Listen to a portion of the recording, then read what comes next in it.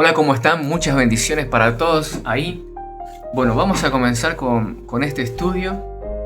Habíamos dicho en el video anterior que ¿por qué nos basamos en la Biblia? Creemos que la Biblia es inspirada por Dios, aunque fue escrita por hombres. Hay un versículo que dice: toda la escritura es inspirada por Dios y útil para enseñar, para redarguir, para corregir en justicia, a fin de que todo hombre de Dios sea perfecto y enteramente preparado para toda buena obra. Ese es el poder que tiene la palabra de Dios. Ese es el poder de transformación en nuestras vidas de la palabra de Dios. Habíamos dicho, la palabra de Dios es viva, es eficaz, es algo vivo. Jesús mismo dijo: yo soy la resurrección y la vida. Él es la palabra. El que cree en mí, aunque esté muerto, vivirá. Y en este mismo espíritu vamos a empezar con este estudio. Creemos que la palabra de Dios va a producir resurrección y vida ahí, a los que estamos escuchando esta palabra de Dios. Amén. Bueno, empezamos con el libro de Romanos, que ahí nos habla de la necesidad del Evangelio. ¿Cuál era la necesidad de que el Evangelio interviniese en la historia de la humanidad? Y primero vamos a ver que la palabra evangelio quiere decir buenas nuevas, buenas noticias. Y pensando en esto, para que haya una buena noticia, primero tiene que haber una mala noticia. ¿Y cuál era la mala noticia? Esta escena que tuvo lugar en la humanidad y que produjo que el evangelio tuviese que intervenir. ¿Cuál es la escena? El apóstol Pablo acá en los primeros 3 capítulos de Romanos comienza dándole el diagnóstico a la humanidad. Una radiografía le saca a la humanidad de por qué necesita del Evangelio, por qué necesitamos de Cristo. ¿Sí? Primero comienza hablando del hombre sin ley, del hombre inmoral. Después, en el capítulo 2, habla del hombre moral, aquel que tiene cierto grado de moralidad y juzga. Y tercero, habla del hombre que tiene la ley de Dios, aquel hombre religioso. ¿Sí? Primero vamos a comenzar ahí en el capítulo 1. Vemos cómo es la caída del hombre. Acá, en el verso 21 del capítulo 1 dice: pues habiendo conocido a Dios, no le glorificaron como a Dios, ni le dieron gracias, sino que se envanecieron en sus razonamientos, y su necio corazón fue entenebrecido. Profesaron ser sabios, se hicieron necios, y cambiaron la gloria del Dios incorruptible en semejanza de imagen de hombre corruptible, de aves, de cuadrúpedos y de reptiles. Bueno, ahí vemos la degradación del hombre, cómo el hombre se fue degradando. Dice que ellos cambiaron la gloria de Dios en semejanza de imagen de hombre corruptible. Y de ahí, de hombre corruptible, pasaron, dice, a aves, a cuadrúpedos y a reptiles. El término de toda la degradación del hombre. Sabemos que los reptiles en la Biblia, en la palabra de Dios, representa al mismo diablo, al mismo Satanás. Entonces vemos cómo en el versículo 24 dice: por lo cual también Dios los entregó a la inmundicia en las concupiscencias de sus corazones, de modo que deshonraron entre sí sus propios cuerpos. Y de ahí en adelante, del versículo 25 en adelante, vemos la total degradación del hombre, de cómo el hombre llega a cometer, dice, hechos vergonzosos contra sí mismos. Y si vemos la naturaleza misma, contemplamos toda la naturaleza, nos damos cuenta de que el hombre, la humanidad, es el único ser que se hace daño a sí mismo. No solo le hace daño a los demás, sino que también se hace daño a sí mismo. Se autodestruye. ¿Por qué? Porque este hombre inmoral, este hombre degradado que Pablo comienza a describir en este primer capítulo, es el hombre que no tiene ley, que no le hace caso a nada, que da lugar a sus más bajos instintos para hacer lo que se le viene a su mente, a su corazón, a sus deseos. Satisface todos sus deseos que le vienen, ¿sí? Es como un animal insaciable. Este es el hombre inmoral, este es el hombre que soltó la mano de Dios. Este es el hombre cuya caída está en lo más bajo de todo. Después se siguen leyendo ahí más abajo en la Biblia, en los versículos. Habla los hechos que el hombre llega a cometer. Los hechos. Uno de ellos, dice: estando atestados de toda injusticia, fornicación, perversidad, avaricia, maldad, llenos de envidia, homicidios, contiendas, engaños, malignidades, murmuraciones, detractores, aborrecedores de Dios, injuriosos, soberbios, altivos, inventores de males, desobedientes a los padres, necios, desleales, sin afecto natural, implacables, sin misericordias, quienes habiendo entendido el juicio de Dios, que los que practican tales cosas son dignos de muerte. Ese es el hombre sin Dios, ese es el hombre cuya conciencia está sin Dios, sin ley. Y luego el apóstol Pablo sigue hablándonos acerca del hombre moral, acerca del hombre que vive y convive en sociedad. Ese hombre que hoy podríamos decir, cuando mira las noticias en la televisión y ve los hechos aberrantes, asesinatos, violaciones, se asombra y juzga sentado desde su silla.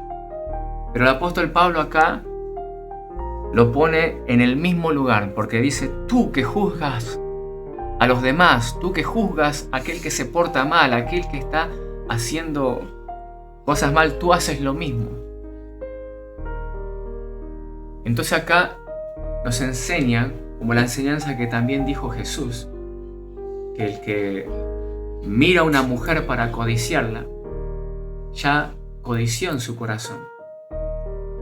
Nos enseña acá el apóstol Pablo, junto con Jesús también, de que la inmundicia no solamente está en nuestros hechos, sino que está también en nuestro corazón. En nuestro corazón, porque este hombre moral, quizás se porta así porque vive en sociedad. Pero ¿qué pasaría si es puesto en la misma circunstancia que el hombre inmoral? Y así sigue hablando. Y después, en el versículo 17 del capítulo 2, comienza a hablar del hombre, en este caso el judío, el que tiene la ley de Dios. Pero ahí podríamos también encerrar también a las personas religiosas o que practican alguna religión. Porque estos judíos, digamos, sí, ellos conocían cuál es la ley de Dios y a través de rituales, ellos se santificaban o se creían santos. ¿Sí? Entonces ellos eran los que más juzgaban, pero acá Pablo dice: ustedes son los más culpables porque ustedes conocen la ley y aún así transgreden la ley. Ustedes se creen guías de ciegos, pero no se dan cuenta de que ustedes van a caer en el mismo pozo que el ciego. Esto acá podríamos ver las palabras de Jesús cuando le decía a los fariseos, que los fariseos eran personas que conocían mucho de la ley y que aparte de conocer la ley, habían inventado también ciertas leyes, digamos, que no estaban en la ley de Dios, pero aún inventaban más. Y entonces Jesús le dice: ustedes ponen más yugo en las personas del que ustedes pueden llevar. O sea, ellos estaban inventando otras cosas más aparte de la ley. ¿Sí? Esto es el hombre religioso. Por eso es que una de las cosas que, la escuché decir ahí a Carmen también: esto no es religión. Y yo les digo lo mismo: esto no es religión. Este es el poder de la palabra actuando en nuestras vidas. Por eso cuando nosotros a medida que vayamos estudiando la palabra de Dios, vamos a ir viendo ese poder transformándonos, cambiándonos a un nuevo ser, a lo que Dios quiere que nosotros seamos. ¿sí? Pero ese es el poder de la palabra, no ningún esfuerzo humano, no ninguna apariencia humana, sino que el mismo poder de la palabra va a ir transformándonos. Entonces acá el apóstol Pablo encierra a los tres en una misma bolsa. Vemos acá que en el capítulo 3 comienza a decir que somos todos iguales. Y para esto quiero poner un ejemplo de Jesús, una enseñanza de Jesús. En los evangelios aparecen 3 resurrecciones particulares que hizo Jesús. La primera, la hija de Jairo.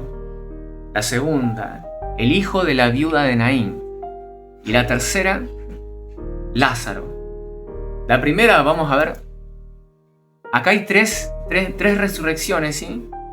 Y vamos a compararla con estos 3 tipos de personas en que Pablo divide a toda la humanidad. El inmoral, el moral y el religioso. Vemos a la primer niña, la hija de Jairo, que estaba, dice, en la cama tendida, y dice que parecía dormida, no parecía muerta. Tenía una apariencia de estar viva. Y acá vemos al grupo religioso.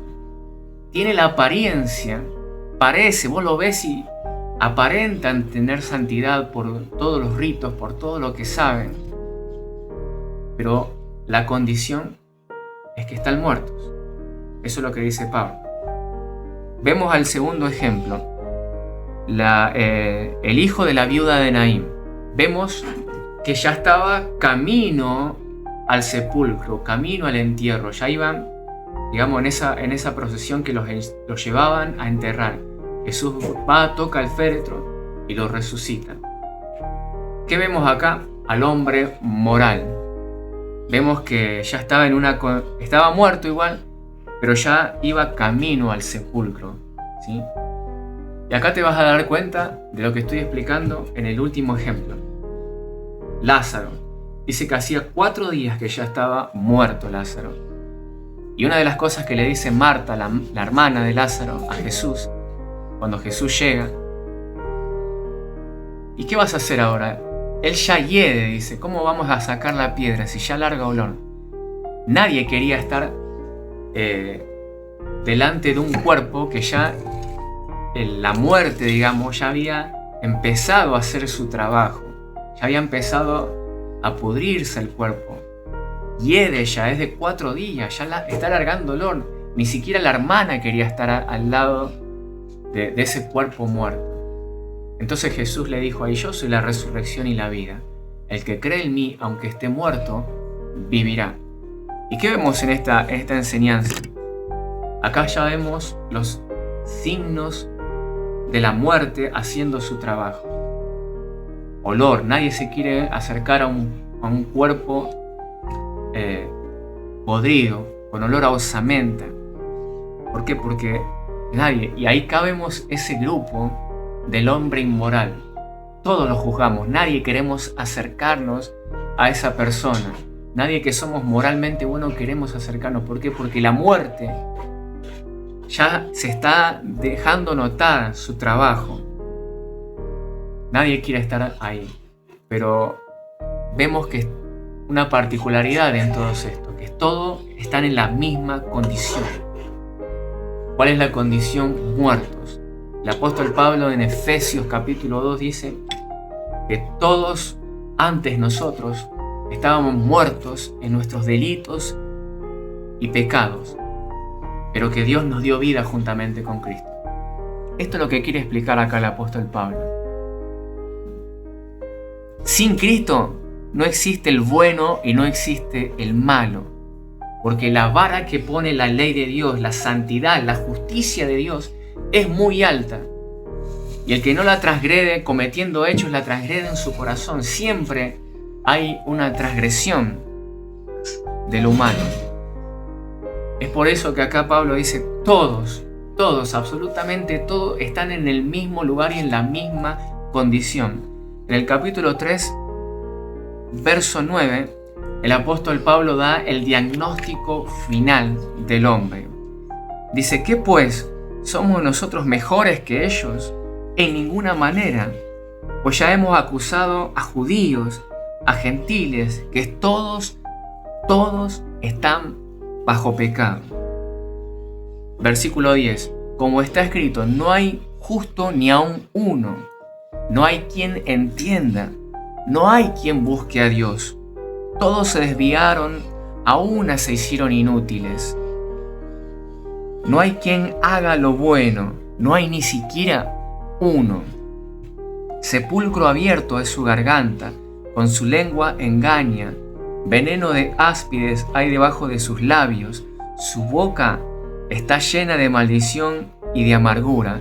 Sus pies se apresuran para derramar sangre. Quebranto y desventura hay en sus caminos, y no conocieron el camino de paz. No hay temor de Dios delante de sus ojos, pero sabemos que todo lo que la ley dice, lo dice para los que están bajo la ley, para que toda boca se cierre y todo el mundo quede bajo el juicio de Dios, ya que por las obras de la ley ningún ser humano será justificado delante de él, porque por medio de la ley es el conocimiento de pecado. Acá está el diagnóstico final, la radiografía final que el apóstol Pablo muestra a la humanidad. Todos estamos en la misma condición, muertos, ya sea que aparentemos estar vivos a través de rituales, a través de religiosidad, ya sea que aparentemos estar vivos a través de nuestra buena moralidad, o ya sea en que estemos en la parte más baja de la degradación humana, de tal manera que deshonremos nuestros propios cuerpos. Todos están en la misma condición, todos estábamos en la misma condición de muerte. Por eso acá la palabra principal de este versículo es: esto es para que toda boca se cierre delante del juicio de Dios. ¿Qué es lo que pasa cuando toda boca se cierra delante del juicio de Dios? Imagínense, usted está delante del juicio de Dios, está Dios como juez ahí juzgándolo. Y se te da este diagnóstico, se te dan estas pruebas de los delitos que cometiste. El capítulo dice: no tenemos excusa, no podemos presentar ninguna prueba de nuestra inocencia. Entonces nuestra boca se tiene que cerrar. Y es ahí donde nuestra boca se cierra, cuando entra en acción nuestro abogado, que es Jesucristo. ¿Y cómo entra en acción? Introduciendo el Evangelio en el mundo, en nuestras vidas. Y eso es lo que el apóstol Pablo presenta acá. Las buenas noticias del Evangelio. Hay algo bueno, hay una buena noticia. En medio de esa degradación, de ese juicio, llevábamos todas las de perder. Teníamos una muy mala noticia, que era que somos culpables. Pero ahí viene Cristo con su buena noticia, con el Evangelio, para darnos en nuestras vidas. Bueno, hasta ahí la palabra de hoy, la enseñanza. Yo quiero que después ustedes lean, echen un vistazo también al libro que les voy a estar dejando ahí, que nos habla de todo esto. Está todo aclarado ahí, el manual del rescatado se llama. Y ahí está todo esto bien detallado con versículos, todo. Así que bueno, espero que esto lo puedas recibir, lo puedas atesorar en su corazón, para que, bueno, esta palabra que es vida y resurrección pueda transformar también todas nuestras vidas. Así que bueno, bendiciones para todos. Bueno, hasta la próxima. Ahí, chao.